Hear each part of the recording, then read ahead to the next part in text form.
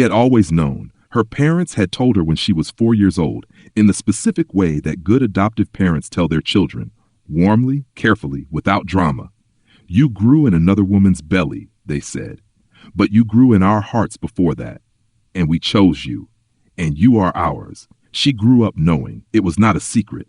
It was simply a fact of her life, like the color of her eyes or the city she was born in. She was adopted. She was loved. She was theirs.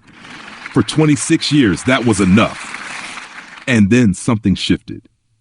Not dramatically, not because of a crisis or a revelation.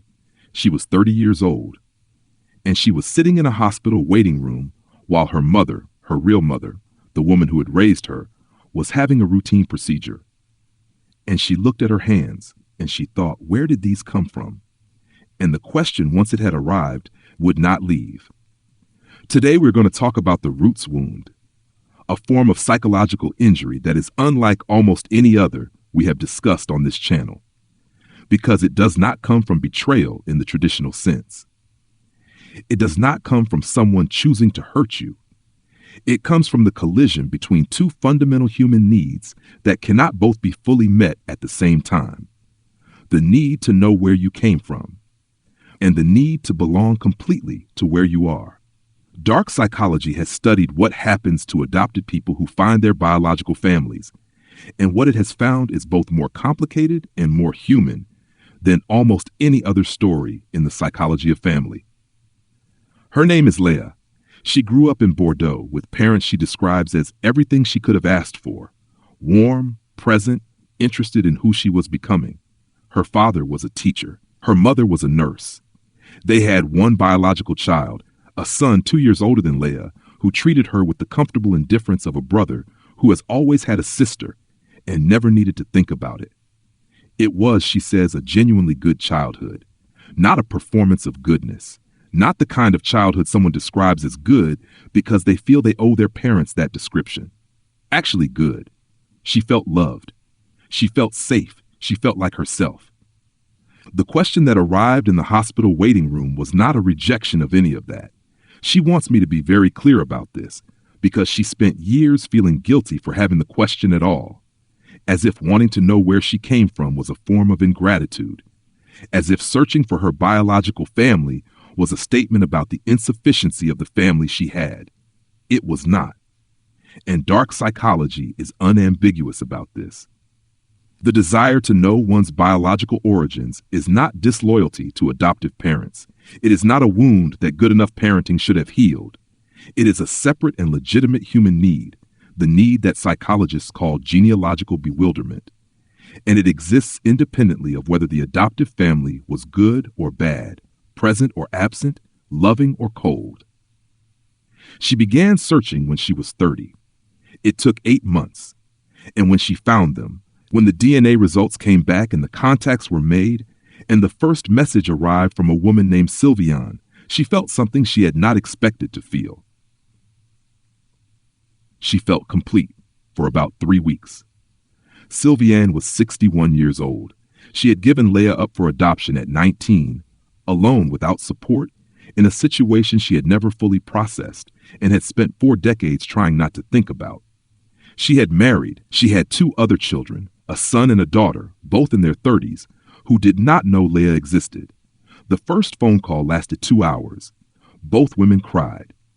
Sylviane said she had thought about Leah every birthday. She said she had driven past the adoption agency once years ago and sat in the car for an hour. She said she had never forgiven herself. She said finding Leah was the thing she had not allowed herself to hope for. Leah flew to Paris 2 weeks later. They met in a cafe near the Gare du Nord, and she said that the first moment she saw Sylviane walking toward her across the cafe, she felt something crack open in her chest, a recognition so physical and so specific that it was unlike anything she had experienced. This was the woman whose body she had been inside. This was the face whose bone structure she shared. This was a piece of the answer to the question she had been carrying for 8 months. The cafe meeting lasted 4 hours. They talked about everything: Leah's childhood, Sylviane's life, the circumstances of the pregnancy, the decision that Sylviane had made at 19 and had never fully made peace with. By the end, They had agreed to meet again. They had agreed to take it slowly. They had agreed that whatever this was, they wanted to find out together. Dark psychology asks us to name what Leah was experiencing in those first weeks, because it was real and it was powerful, and it would become the foundation of the devastation that followed. What she was experiencing is called the reunion fantasy, not in a dismissive sense, not a fantasy as in something false, a fantasy in the psychological sense of a narrative that organizes a deep and unmet need. The reunion fantasy in adoptees who search for biological family is almost universal, and it is almost always some version of the same story. I will find them, and they will want me, and the piece of me that felt like it was missing will arrive, and I will finally be whole. The fantasy is not wrong to have. It is the mind's attempt to resolve the root's wound. The problem that dark psychology identifies is not the fantasy itself, but what happens when reality, which is always more complicated than fantasy, always more limited, always more human, arrives in its place. The complications began in the 3rd month. Sylviane's other children, the son and daughter who had not known Leah existed, were told. The son, whose name was Gilles, accepted it with the cautious openness of someone who did not know what to feel and was trying to be decent in the absence of feeling. The daughter, whose name was Maureen, did not accept it. Maureen was 34. She was the youngest of Sylviane's children, the one who had always been closest to her mother, the one for whom Sylviane was most present and most available. The discovery of Leah's existence did not simply add a sibling.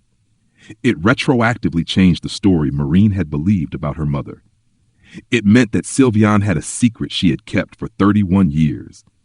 It meant that the mother she thought she knew completely was someone she had never fully known. Maureen became hostile. Not immediately and not all at once, but with a steadiness that Leah came to recognize as something calculated beneath its surface.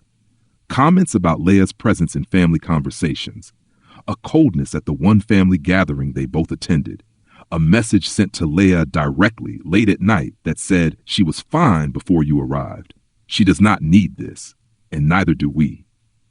But Maureen was not the only complication. Sylviane herself, warm, genuinely connected, clearly moved by the reunion, had her own limits, limits that Leah had not seen in the first weeks of completeness and recognition, limits that became visible slowly, in the gap between what Leah needed and what Sylviane was actually able to give. What Leah needed, at the level of the roots wound, at the level of the question that had sent her searching, was a relationship. Not just contact, not just occasional phone calls and annual visits. She needed to be integrated. She needed to matter in an ongoing way. She needed the biological connection she had found to become something that changed the shape of her life in a real and daily sense. What Sylviane could give was different. Sylviane could give warmth and intermittent contact and genuine emotion when they were together.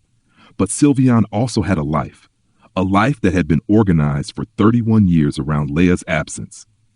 A husband who was uncomfortable, a son who was cautious, a daughter who was hostile, and a psychology that had protected itself from grief for so long that full openness, even now, was not something she could sustain.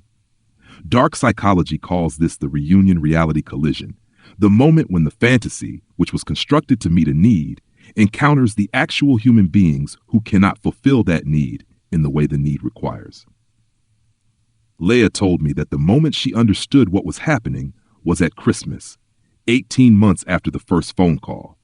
She had hoped, carefully, tentatively, with the specific hope of someone who has learned not to hope too much, that she might be included in the family gathering, not as a replacement for her own family, not instead of celebrating with her parents in Bordeaux, but as an additional thing, as the beginning of being part of two families. Sylviane called 2 weeks before Christmas and said that this year, given Maureen's situation, it would be better to wait, that she hoped Leah understood, that next year would be different. Leah sat with the phone after the call ended, and she felt something she had not felt since she was very small, a grief so specific and so located that it was almost physical, not the grief of rejection from someone who was supposed to love her. She had plenty of that kind of love. She had a family who had chosen her and was choosing her still. This was a different grief. This was the grief of a question that had been answered, and the answer was not enough. Dark psychology identifies the roots wound as one of the most complex injuries in the psychology of family because it cannot be healed by any single relationship. It cannot be healed by the adoptive family, no matter how good they are, because the question is not about the quality of the love they gave. It cannot be healed by the biological family, no matter how open they try to be, because the fantasy they are asked to fulfill was built around a need that predates them and is larger than any real person can satisfy. What it can be healed by is the slow and difficult work of understanding that the question has multiple answers, that where you came from is not one place. That belonging is not a thing you find or do not find. It is a thing you build. Leah continued her relationship with Sylviane. It did not become what she had hoped for, but it became something real. And at the end, she said, "I thought finding her would make me whole. It didn't, but it gave me something else. It gave me context, and context is not completion, but it is not nothing." Tell me in the comments, have you ever searched for something you thought would complete you and found something real but different? Subscribe for Series 2. I will see you in the next one.